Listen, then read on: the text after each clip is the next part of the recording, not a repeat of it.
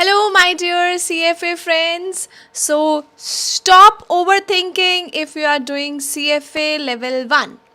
I am here, your coach, CA Naiya Sachdeva, and I am going to guide you today what not to do and what to do for your CFA. So, I tell you that doing the CFA, what actually matters is not about mugging up, it's about understanding the concepts. CFA Institute do not ask for the definitions or the theory dumping. It asks what how to apply the concepts, how to apply the logical based MCQs, how to apply your knowledge, what you have studied, आप उसको किस तरीके से apply कर सकते हो. If students memorize the formulas without knowing why they fail. The subject like fixed income, that उसमें आपको ऑब्वियसली फॉर्मूला रटने का नहीं है, उसमें आपको नॉलेज एप्लीकेशन लगानी ही पड़ेगी. Similarly if you need to pass the CFA ना, तो आपको एथिक्स के ऊपर, FRA के ऊपर, इक्विटी के ऊपर, फिक्स्ड इनकम के ऊपर CFA लेवल 1 एटलीस्ट उसमें आपको बहुत फोकस करके चलना पड़ता है. मैम ऑल्टरनेटिव इन्वेस्टमेंट सब्जेक्ट तो हमारा फेवरेट है, तो उसका क्या करें? उससे भी कवरेज तो है, 6 to 8% तो आपकी कवरेज उसमें होगी ही होगी. But these are the subjects जो आपका रिजल्ट जो है वो डिसाइड करके चलते हैं. So these subjects have obviously very high weightage. Fixed income, ethics, FRA, equity they are scoring. अगर आप अच्छे से उसको प्रिपेयर कर लेते हो, आपके कॉन्सेप्ट्स एकदम स्ट्रांग रहते हैं, आप मोक्स देकर चलते हो, and these are the subjects जो आपका फेल पास मार्जिन डिफाइन करके चलता है. और अगर ये इक्विटी तो देखो बहुत ही ईजी है, राइट और अगर आपने मुझसे पढ़ी है तो और भी ज़्यादा ईजी है. Fixed income also, right. So if you mess up these smaller subject cannot save you, like obviously as you know corporate, as you know your alternative investment portfolio.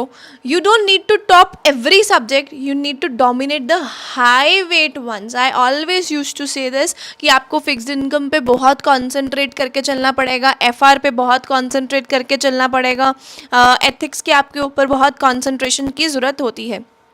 आपको ऑब्वियसली 100% सिलेबस कवरेज करने की ज़रूरत नहीं है, आपको smart coverage करने की ज़रूरत है.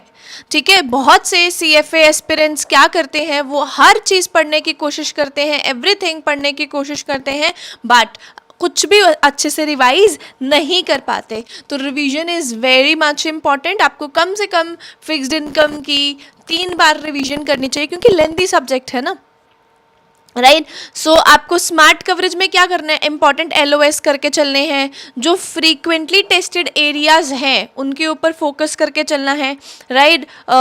स्ट्रॉन्ग अपने बेसिक्स एकदम स्ट्रॉन्ग होने चाहिए ताकि आप अटेम्प्ट कर सको. And even though I want कि आप जब CFA लेवल 2 पे जाओ, है ना, तो आपको लेवल 1 अच्छे से आना चाहिए, तभी आप लेवल 2 की तरफ पे जा सकते हो. So CFA is not about completing the syllabus, it's about always and always completing it very smartly and strictly. हर रोज़ आपको प्रैक्टिस करने की ज़रूरत है, क्वेश्चंस को प्रैक्टिस करके चलिए. ये मत सोचो कि मेरा एक बारी करिकुलम पूरा ख़त्म हो जाएगा तब मैं क्वेश्चन को प्रैक्टिस करूँगा. नो, साथ ही के साथ आप प्रैक्टिस करके चलिए. अगर आप लेक्चर्स को देख रहे हो तो it doesn't mean that you are learning. Real learning कहाँ से आती है, जब आप बहुत सारे क्वेश्चन सॉल्व करते हो. हमने आपको क्वेश्चन बुकलेट दी हुई है, उसको सॉल्व करिए. आप मिस्टेक्स करते हो, उसको सुधारिए. आप CFA स्टाइल लॉजिक देखिए और उस आंसर को अटेम्प्ट करके चलिए. डेली क्वेश्चन अटेम्प्ट करें सो दैट आप अपने ब्रेन को ट्रेन कर सकें फॉर द एग्जामिनेशन पर्पस. अगर आप नहीं क्वेश्चन सॉल्व कर रहे हैं, if you are not solving the questions daily, you are not preparing for the CFA, you are just watching videos. तो आपको देखना है कि आप मोक एनालिसिस करो, यानी कि ये मत देखो कि कितने नंबर ऑफ मोक्स आपको दे के चलने हैं, राइट. अगर आपने 10 मोक भी दिए बट कोई एनालिसिस नहीं किया तो that is going to be waste. अगर आपने 3 मोक भी दे दिए और with the deep analysis, that is a prime. Superior चीज़ आपने बहुत अच्छे से आप प्रिपरेशन कर ली. मॉक एनालिसिस ऑब्वियसली आपके वीक एरियाज को असेस करते हैं and it improves your accuracy. अपनी सिली मिस्टेक्स के ऊपर वर्क करने का टाइम आ चुका है, राइट, बिकॉज फेबररी है और अभी भी बहुत से बच्चों के एग्जाम्स हैं CFA के.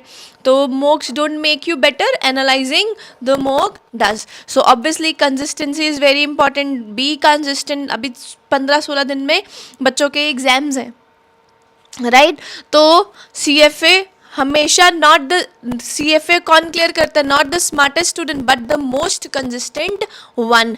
रोज़ के रोज़ 1-2 आवर्स डेली पढ़ेंगे, ना कि 8 घंटे आपको एक दिन में मैं 8 घंटे पढ़ूंगा ऐसा टारगेट मत रखो. रोज़ के रोज़ 1-2 घंटे पढ़ के चलो.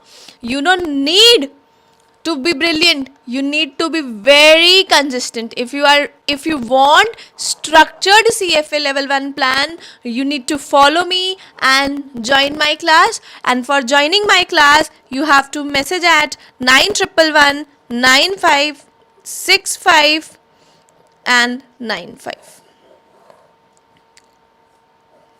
राइट. सो मैं इस लाइन को हमेशा स्ट्रॉन्ग इमोशनल लाइन बोल के चलती हूँ, क्योंकि मैंने जब मैं CFA कर रही थी, जब मैं CA कर रही थी, तब मैं अपनी बुक्स के आगे हमेशा लिख के चलती थी फर्स्ट पेज पे, you don't need to be brilliant, you need to be consistent. So मैं हर बार जब भी मैं कॉपी खोलती थी, पन्ना देखती थी, तो मैं ये ज़रूर पढ़ती थी, you don't need to be brilliant, you need to be consistent. One day you will clear everything.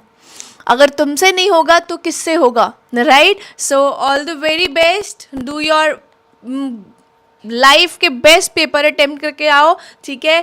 चलिए, गुड बाय, टेक केयर.